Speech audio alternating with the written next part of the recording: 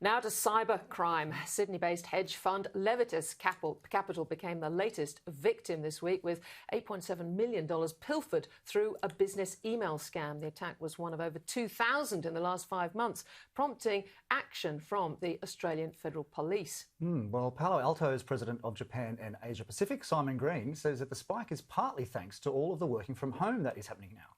Well, I asked him first in this interview whether attacks on private businesses were indeed on the rise. Adam, it's a good question. I mean, we've actually seen a rapid increase in cyber threat, and particularly during this pandemic. There's, the attack surface for organisations has increased dramatically. The attack surface for, people now sitting in their homes, spending a lot of time on digital means, whether it's laptops, phones, etc. So the environment has changed dramatically, particularly over the last 9 months. But the threat has been increasing as digital transformation continues to occur, and whether it's personal or business, it's becoming an increasingly large problem. We saw recently in Sydney a hedge fund, Levitus Capital, I think lost $8.7 million following a fake Zoom invitation. Are these the sort of stories that we're going to be reading more of unless businesses take action to stop these sorts of attacks? Yes, absolutely. I mean, if you think about it just from a simple view, from an attacker's point of view, I mean, there's a lot of people now sitting in homes with idle hands and, easy means to get inside networks. So, yes, I think the seriousness of the problem has certainly reached the board level for a lot of organisations, and they're now looking at how do we now, look at our entire organisation and prevent cyber attacks, be it, in the corporate environment or even in homes. Does the rollout of 5G mobile networks make it easier for these entities to attack governments and also businesses? Well, 5G is only in its very early days. I mean, in fact, we've just released a piece of technology aimed at helping solve the problem of 5G. What 5G does allow is very, very large amounts of data to flow across networks. It allows a network to be sliced into very, very small pieces. So the ability to be able to open up a network and see the traffic is what we're trying to do, to be able to help, understand what sort of information is flowing across these networks. So there's certainly going to be a proliferation of devices as it relates to 5G. And so being able to secure all those devices on the network is going to be very important as well. Yeah, certainly police forces around the world are giving themselves more power to try to stop these attacks. Do you see any sorts of privacy concerns around that if they accidentally, kind of access or leak private business or household data? Well, privacy is a very, very important issue, and I think it has to be at the forefront of every decision that's being made, whether it's government or private entity. Our information needs to be secured, and that's some of the discussions that we continue to have with whether it's government or private organisations to help ensure that remains protected. Certainly, we read about Russia and China a lot in terms of the source of lots of these attacks. Is that a fair characterisation, or is the source of them changing from from those countries to other countries, or maybe from from government actors to more private actors? The actors are actually everywhere, Adam, and we don't, as a policy, as a company, we don't like to attribute attacks. We understand where they're coming from, but every country is doing something to either protect their own environment or understand what their even offensive capabilities are. So, but I think I wouldn't be bought into where the attacks are coming from. There's certainly.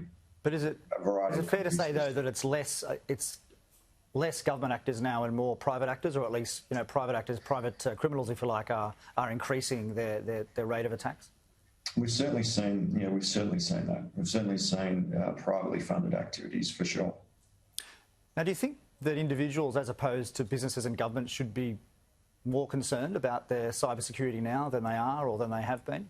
I think being cyber aware is very, very important. In fact, even something we've been doing as an organisation, we're working with the Girl Guides and just young people in the sort of kindergarten through to 12 to make them very aware of what cyber is, and because particularly kids today, I mean, they're growing up on their phones and in a very digital construct. So I think cyber awareness is very important for everybody. The good news is that whether it's our banks or our telcos, they're putting a lot of energy into understanding it and figuring out how to ensure they protect our information. Do you think it should be part of school curriculums, this cyber awareness? Yeah, absolutely. In fact, we're actually doing a lot of work. In fact, just yesterday I was doing a virtual event like this with a minister from another country, where we announced an education program where we're working jointly with previous, early in career plus university and school leavers. So yes, I do. I think it's very important. Just in terms of rules and regulations that governments put in place to protect businesses and households and also themselves, how does Australia stack up, say, with the US in that regard? Look, we've been doing a lot more. The government only recently announced a large package they're putting towards cyber. They've announced a cyber agenda. They've put together an industry body. In fact, it's been chaired by the CEO of Telstra, Andy Penn. He's working on cyber initiatives for the country. So I think we're taking it very seriously. I think we're doing a lot of work in this space. I think there's a lot more to do. We're also doing a lot to collaborate with the United States and even around the ASEAN region. So I think we're a long way down the track, but still a lot to do. Just moving on to your own business now, Palo Alto. I guess all of these cyber attacks is good for business. I notice your revenue was up about 20% in the first quarter. Is that a case of you taking market share from other businesses, or it is just the fact that the world is spending a lot more on cybersecurity? Well, I think you're right. We are certainly taking share in traditional spaces. There's a significant consolidation occurring in the cyber space. But if you look at the big themes that are occurring now and have actually transitioned through this pandemic, secure remote access. I mean, if you and I had this conversation 9 months ago and you said we were going to close 3/4 from the home, I wouldn't have believed it. But we've done that. And now organisations in this movement are now looking at secure remote access and saying, how can I give applications to my employees and allow them to be productive from the home, because this whole working environment has certainly shifted and is going to be shifted for a long period of time. So that secure remote access, that's certainly been very, very good for our business, but also good for us to be able to work with these organisations to help deliver that. And just finally, Simon, in terms of your own business strategy, your own marketing strategy at Palo Alto, how has that changed during the pandemic?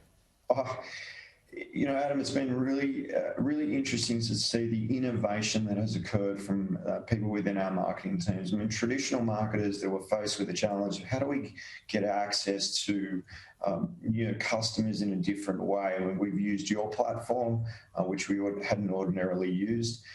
We've shifted to these virtual events, which has just been tremendous. Just last week, we had over 30,000 people attend our Ignite conference. We had Condoleezza Rice speaking. We had a number of industry professionals, but people, such a thirst for information, and the shift to online has been absolutely staggering, and just impressive, really, to see the traditional marketers shift to this online medium and doing such a great job of it.